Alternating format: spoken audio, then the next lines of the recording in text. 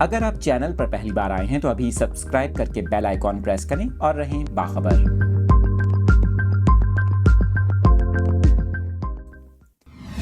تفصیلات آپ کے ساتھ شیئر کر رہے ہیں۔ عوام کے لیے ایک اور بری خبر سامنے آ گئی۔ نگراں حکومت کی جانب سے ایک بار پھر پیٹرولیم مصنوعات کی قیمتوں میں اضافے کا امکان ہے۔ اگلے 15 روز کے لیے پیٹرول اور ڈیزل کی قیمتوں میں اضافہ متوقع ہے۔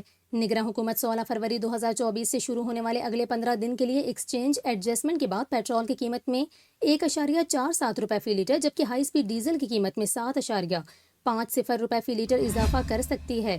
اس حوالے سے ذرائع کا یہ کہنا ہے کہ حوثیوں کی جانب سے بحیرہ احمر میں تیل کے جہازوں اور دیگر بحری جہازوں کی نقل و حرکت پر مسلسل حملوں کی وجہ سے پیٹرولیم مصنوعات کی قیمتوں میں اضافہ ہو سکتا ہے۔ تاہم ایکسچینج ایڈجسٹمنٹ کے بغیر پیٹرول کی قیمت میں 1.97 روپے فی لیٹر اضافے کا امکان ہے، جس کی ایکس ڈپو سیل قیمت 272.89 روپے فی لیٹر سے بڑھ کر 274.86 روپے فی لیٹر ہو جائے گی۔ اسی طرح بغیر ایکسچینج ایڈجسٹمنٹ کے ڈیزل کی قیمت 9.20 روپے فی لیٹر اضافے سے 278.96 روپے سے بڑھ کر 288.16 روپے فی لیٹر ہونے کا امکان ہے، اور مٹی کے تیل کی قیمت بھی 1.57 روپے فی لیٹر اضافے کے ساتھ 186.62 روپے فی لیٹر سے بڑھ کر 188.19 روپے فی لیٹر ہونے کا امکان ہے۔